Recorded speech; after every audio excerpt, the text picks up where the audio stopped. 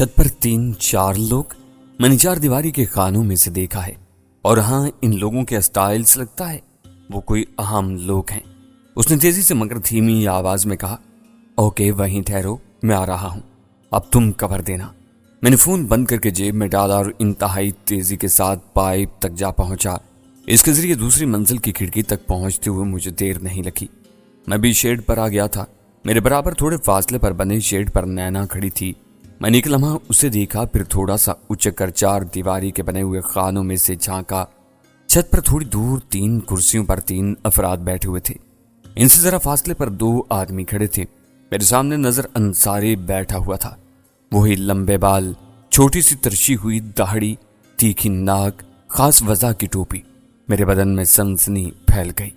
मेरा दिल तेज तेज धड़कने लगा। सुनो नैना, तुमने पीछे खड़े लोगों को निशाना बनाना है। इन तीनों को मैं देखता हूं। ओके, उसने कहा तो मैंने तेजी से रीतू के नंबर मिलाए। वो मेरे इंतजार में थी। सुनो रीतू, तुम्हें अटैक करने में कितना वक्त लगेगा? यही 1 से 1.5 मिनट, उसने तेजी से कहा। ठीक है, कर दो, और हवेली के पीछे अगर मेरा इंतजार कर सको तो ठीक, वो भी आधा मिनट से ज्यादा नहीं, वरना निकल जाना, मैंने कहा और फोन बंद कर दिया। मैंने 4 दीवारी के एक खाने में से पिस्टल निकाल कर निशाना लिया और सांस रोके इंतजार करने लगा। जैसे ही बाहर फायर हुआ, मैंने फायर कर दिया। वो सीधा नजर अंसारी को लगा। दूसरे हड़बड़ाकर उठ बैठे थे। नैना भी लगातार फायरिंग करते जा रही थी। मैंने फायरिंग रोकी नहीं, मुसलसल फायर करता रहा। जैसे ही पूरा मैगजीन खाली हुआ, दूर कहीं जोरदार धमाका हुआ। मैंने नीचे बैठकर मैगजीन बदला, ऊपर उठा तो छत पर वो सब गिरे पड़े थे। चंद लम्हात थे। मैं कंफर्म करना चाहता था कि वो जिंदा हैं या नहीं। मैं जोश में ऊपर की तरफ उठा और दीवार पर चढ़ गया। ये मेरी इंतहाई बेवकूफ़ी थी। मैं भागता हुआ कुर्सियों तक गया। नजर अंसारी के सर पर गोली लगी थी। मुझे यकीन था कि इसके साथ जो 2 बंदे मरे थे, इनमें एक संदीप सोडी जरूर होगा। मैं उल्टे कदमों वापस पलट आया। नैना नीचे जा चुकी थी। मैं भी नीचे की तरफ उतर गया। जब तक मैं नीचे उतरकर जमीन पर आया, नैना दीवार पर चढ़ चुकी थी। वो इसी तरह दीवार के ऊपर लेटी हुई थी। मैं इंतहाई तेजी से भागता हुआ दीवार के पास जाकर रुक गया। उसका हाथ पकड़कर दीवार पर चढ़ा। अगले चंद लम्हों में हम दूसरी जानिब कूद चुके थे। हम तेजी से सड़क के साथ भागते चले जा रहे थे। पता नहीं रीतू जा चुकी थी या अभी आने वाली थी। मैंने बस एक बार पलट कर देखा था। इसके आने के कोई आसार न देखकर मैं भागता चला गया। नैना मुसलसल मेरे साथ भाग रही थी। काफी आगे जाकर मैं रुका और अपनी जेब से सेल फोन निकाला।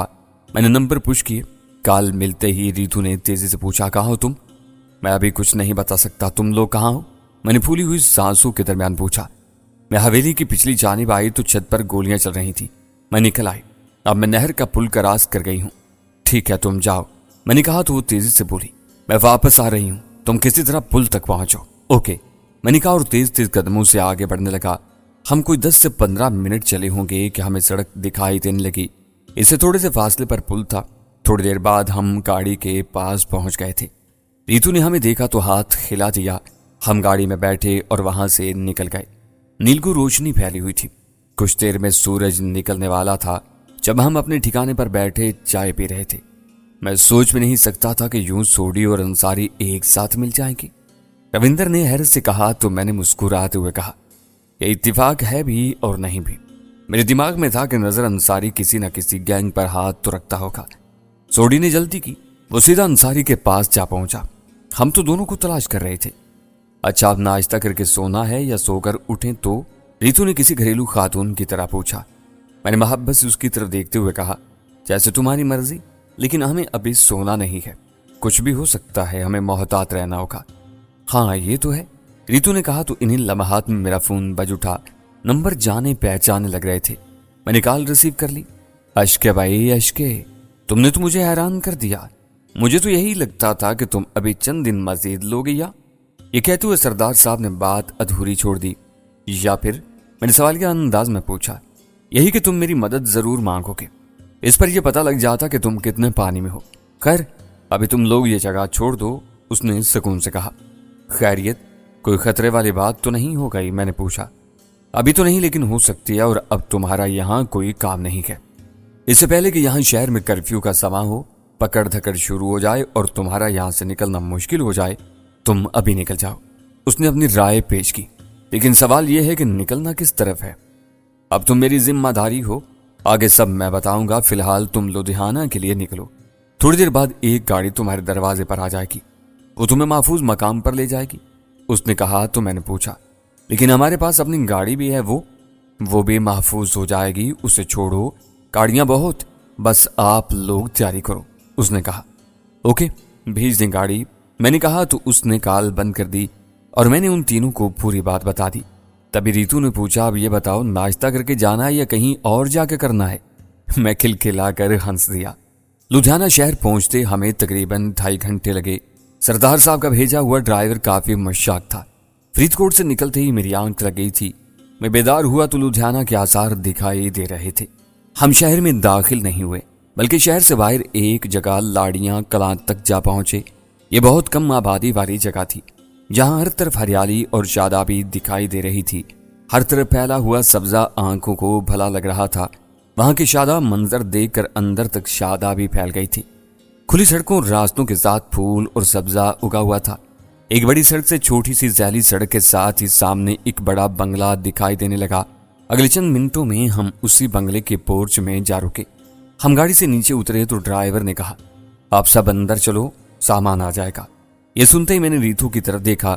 اس نے ہونٹ سکیڑے، نینا نے کاندھے اچکا دیے اور رویندر مسکرا دیا۔ میں نے اندر کی طرف قدم بڑھا دیے۔ ہم ایک کھلے لاؤنج میں آئے تو سامنے کھڑے سردار صاحب کو دیکھ کر ایک خوشگوار حیرت ہوئی۔ اس نے ہمیں دیکھ کر اپنی باہیں پھیلا دی۔ میں اسے گلے ملا تو اس نے محبت میں میری گردن چوم لی، پھر پیچھے ہٹ کر میرے چہرے کو دیکھتا ہوا بولا، یار بندہ اگر ہو تو تمہارے جیسا انا والا۔ سردار جی اگر آپ نہیں ملتے نا تب بھی مجھے یہی کرنا تھا۔ میں نے ہلکی سی مسکراہٹ سے کہا تو اس نے سب کی طرف دیکھتے ہوئے کہا، باتیں تو ہوتی رہیں گی، ابھی آپ سب لوگ آرام کریں، سکون کریں، شام کو باتیں ہوں گی، بہت ساری باتیں کرنی ہیں۔ یہ کہہ کر اس نے اپنے پیچھے دیکھا، ایک ملازمہ کھڑی تھی۔ اس نے ہمیں ساتھ لیا اور دوسری منزل پر موجود کمروں تک پہنچا دیا۔ میں سیدھا بیڈ پر جا لیٹا۔ کئی دن کی تھکن تھی سو لیٹتے ہی مجھے نیند آ گئی۔ شام ہو رہی تھی جب میں فریش ہو کر نیچے لائبریری میں سردار صاحب کے ساتھ بیٹھا تھا۔ کھڑکی سے باہر لان دکھائی دے رہا تھا۔ ہمارے سامنے چائے کے ساتھ کافی سارے لوازمات رکھے ہوئے تھے۔ میں سردار صاحب کو رات ہونے والی پوری کارروائی سنا چکا تھا۔ سب کچھ سن کر وہ میری آنکھوں میں دیکھتے ہوئے بولے، میں نے سوچا تم بھی شطرنج کے ایک مہرے ہو جو کسی کی بچھائی ہوئی بساط پر حکم کے پابند ہو، لیکن نہیں، تم اپنی چال بھی چل سکتے ہو۔ تو اب اگلی چال بھی مجھے خود چلنا پڑے گی؟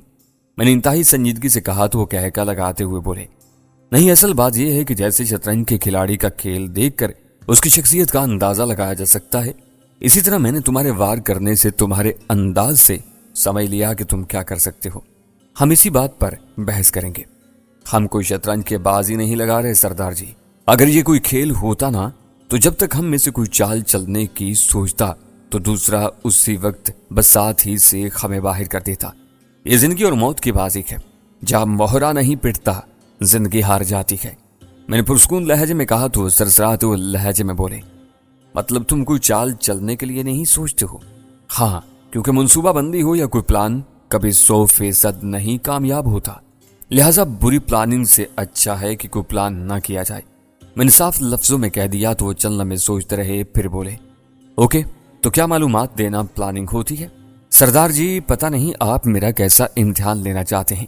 میرے خیال میں معلومات تو طاقت ہوتی ہے جو کسی بھی ہدف کو نشانہ بنانے کے لیے استعمال کی جا سکتی ہے۔ میں نے رائے دینے والے انداز میں کہا، نہیں، میں امتحان نہیں لے رہا، بلکہ یہ جاننا چاہتا ہوں کہ تم کیا چاہتے ہو یا میں تمہارے لیے کیا کر سکتا ہوں۔ اس نے سوچنے والے انداز میں کہا تو میں نے مسکراتے ہوئے صاف گوئی سے پوچھا، سردار جی آپ اپنا فائدہ بتائیں۔ اس دنیا میں کوئی بھی اپنے فائدے کے بغیر کسی کی مدد نہیں کرتا۔ یہ ہوئی نا بات، اب سنو۔ یہ کہہ کر اس نے کرسی پر پہلو بدلا اور ٹھہرے ہوئے لہجے میں بولا، میرے سامنے 2 وجوہات ہیں۔ پہلی وجہ، میں نے تمہیں بتایا تھا کہ میں پہلے انہی کے ساتھ ہوا کرتا تھا۔ یہ پرانی بات ہے، جب انہوں نے اپنا پینترا بدلا، بھارتی خفیہ ایجنسی کے ہتھے چڑھے اور مجرمانہ سرگرمیوں میں ملوث ہو گئے تو میں کنارہ کش ہو گیا۔ میں چونکہ ان کے بارے میں جانتا ہوں تو میں سمجھو چھپا ہوا ہی ہوں، اب تک کسی نہ کسی طرح مزاحمت کرتا آیا ہوں، ورنہ یہ اب تک مجھے مار دیتے۔ اور دوسری وجہ، میں نے پوچھا، میں بھی جینے کا حق رکھتا ہوں یار، آزادی سے سانس لینا چاہتا ہوں، ان مجرموں کے دباؤ سے باہر آنا چاہتا ہوں۔ یہ ختم ہوں گے تو میں بھی اپنی مرضی سے جی سکوں گا نا۔ میں نے اپنے لیے ایک نیٹ ورک بنا رکھا ہے، جس کا کام اپنی حفاظت ہے، یا ختم ہو جائیں تو اسے لوگوں کی اچھائی کے کام میں لگا سکتا ہوں، اس نے پرسکون سے لہجے میں کہا۔ اور اگر چاہیں تو آپ سیاست میں بھی آ سکتے ہیں۔ مجھے سیاست میں نہیں آنا بابا، لیکن کئی سیاست دانوں کی پشت پر آ سکتا ہوں، ان کی مدد کر سکتا ہوں، اس نے صاف لفظوں میں بتا دیا۔ تو یہاں مجھے کیا کرنا ہے؟ میں نے پوچھا تو وہ کہتا چلا گیا، یہاں وہ شخص موجود ہے جو کبھی اس تنظیم کو مالی طور پر سپورٹ کرتا تھا اور اب وہ خربوں کا مالک ہے۔ وہ مالی طور پر بہت مضبوط ہونے کے ساتھ ساتھ جرائم کی دنیا میں بھی ایک نام رکھتا ہے، عالمی نیٹ ورک کا حصہ ہے، اور وہ تمہارے ملک کے انتہائی خلاف ہے۔ یہ ان لوگوں میں سے ہے جنہوں نے تمہارے ملک کو تسلیم ہی نہیں کیا اور اسے توڑنا چاہتے ہیں۔ تمہارے ملک میں ہونے والی ہر تقریبی کارروائی کو وہ مالی طور پر سپورٹ کرتا ہے۔ اس کا نام کیا ہے؟ کیا معلومات ہیں اس کے بارے میں آپ کے پاس؟ میں نے دبے دبے جوش سے پوچھا تو وہ بولا، بلراج سنگھ بنٹو نام ہے اس کا، میں کئی مہینوں سے اس پر نگاہ رکھے ہوئے ہوں، اس کے بارے میں ساری معلومات ہیں میرے پاس۔ اس تک پہنچنے کے لیے میرے پاس ایک پورا پلان ہے، مجھے اس کے بارے میں جو بھی معلومات ہیں بتائیں، جو پلان ہے وہ بھی پھر دیکھتے ہیں۔ میں نے سکون سے کہا تو اس نے میز پر دائیں جانب رکھی ہوئی ایک فائل اٹھائی اور میرے سامنے رکھتے ہوئے بولا، اس میں بہت کچھ درج ہے، دیکھ لو اور سکون سے پڑھ لو، پھر ہم اس پر بات کر لیں گے۔ اوکے، اپنے کمرے میں جا کر سکون سے پڑھتا ہوں۔ میں نے فائل اٹھائی اور اٹھ کھڑا ہوا، ڈنر پر ملاقات ہوگی، اس نے کہا تو میں فائل لے کر اپنے کمرے میں آ گیا۔ مجھے وہ فائل پڑھتے ہوئے تھوڑی دیر ہوئی تھی کہ بملا کا فون آ گیا۔ میں نے کال ریسیو کر کے ہیلو کہا تو وہ چہکتے ہوئے بولی، اچھا تم بھی نا انتہائی خود غرض آدمی ہو یار۔ وہ تو میں ہوں، میں نے خوشگوار انداز میں کہا۔ اچھا ہوا تم نے جلدی سے مان لیا، ورنہ میرا دل چاہ رہا تھا کہ تم سے خوب جھگڑا کروں، اس نے کہا اور ہلکا سا کہکا لگا دیا۔ تو میں نے پوچھا، اچھا خیر ہے جو یوں جھگڑا کرنے کو من چاہ رہا ہے تمہارا؟ ایسے ہی بس، شام اتر رہی ہے اور آج میں بالکل تنہا ہوں، کوئی نہیں آیا، نہ کئی پارٹی ہے، ابھی سوچ رہی تھی کہ تمہاری یاد آ گئی، سوچا تم ہی سے جھگڑا کر لوں، اس نے عام سے انداز میں کہا۔ بملا میں بری طرح پھنسا ہوا ہوں، میرا بھی من چاہتا ہے تمہارے ساتھ بہت سا وقت گزاروں، میں نے حسرت بھرے لہجے میں کہا۔ اور میں کیوں نہیں چاہتی؟ میں چاہوں تو ابھی اڑ کر لدھیانہ آ جاؤں۔ اور وہ کہہ رہی تھی تو میں نے اس کی بات کاٹتے ہوئے پوچھا، تمہیں پتا ہے میں کہاں ہوں؟ ہاں نا، میں مسلسل تمہارے ساتھ ہوں، پتہ نہیں کب تمہیں میری ضرورت پڑ جائے، اس نے انتہائی محبت سے کہا۔ اوہ بملا، آئی لو یو، میں نے بے ساختہ کہا۔ ایسے نہیں، پھینک ہوا میں، جب سامنے ہوں تو کہنا۔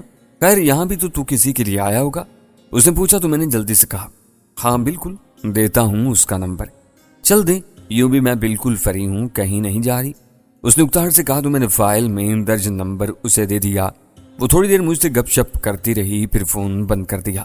ڈنر تک میں نے وہ فائل پڑھ لی تھی، اس سے مجھے یہی پتا چلا کہ وہ شہر کے پوش علاقے میں رہتا تھا۔ وہ صبح کے یہی 11 سے 12 بجے کے درمیان کسی وقت اپنے بنگلے سے نکلتا اور تقریباً 7 کلومیٹر دور ایک شاندار آفس میں جاتا، وہاں سے 3 اور 4 کے درمیان واپس لوٹتا اور پھر شام کو لونی کلب کا چکر ضرور لگاتا تھا۔ لونی کلب شہر کے درمیان میں ایک ایسی جگہ تھی جہاں شہر کے رئیس کچھ وقت کے لیے جمع ہوتے تھے۔ وہاں ہر طرح کی دلچسپیاں موجود ہوتی جس سے وہ لطف اندوز ہوتے، گپ شپ لگاتے اور مزے کرتے تھے۔